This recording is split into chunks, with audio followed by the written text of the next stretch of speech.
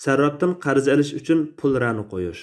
Savol. Assalomu alaykum ustoz. Mening 100 ming dollarga ehtiyojim bor. Qo'limda bari Rossiya rublisi.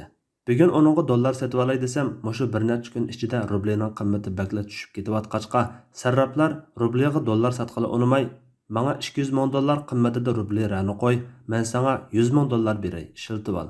Dollarni qaytaradigan vaqtingda 100 ming dollarimni berib, rani rublilaringni elib ketsang bo'ladi. Dollarimni berolmasang 100 ming dollarimga shu kunidagi bahosida rubli elib qilib, qolgan rublilaringni qaytarib beraman da'vatidir. Bundaq shart to'g'ri bo'lamdi? Javob. Va alaykum assalom va rahmatulloh. Aslida pulni rani qo'yish joiz. Lekin bu xil muomalada rani qo'yilgan rublini sarraf ishlatmay saqlab qo'yishi shart. Mubodo sarraf rani qo'yilgan rublini ishlatsa, bu muomala jazoniga aylanadi. Chunki bu dollar qarz badaliga rublidan foydalanib turishdan iborat. Imom Ibn Qudama rani qo'yg'uchi rani olg'uchiga ranidan foydalanib turishga ijozat bergan taqdirda rani qarz sababli qo'yilgan bo'lsa joiz bo'lmaydi. Chunki bu manfaat olib kelgan qarzga aylanadi. Bu haromdir degan.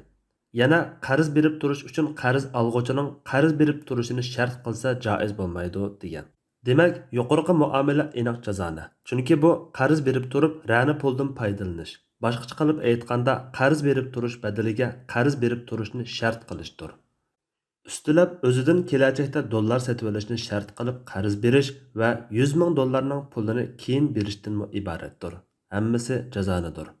Sarraf bundaq shart qilmagan taqdirdami, kelarki kunlarda dollarning bahosi tushib, arzonroq sotib olarmanmikin degan umidda sarrafdan 100 ming dollar qarz olib, uningga rublini rani qo'yishimi o'xshashla jazonidir.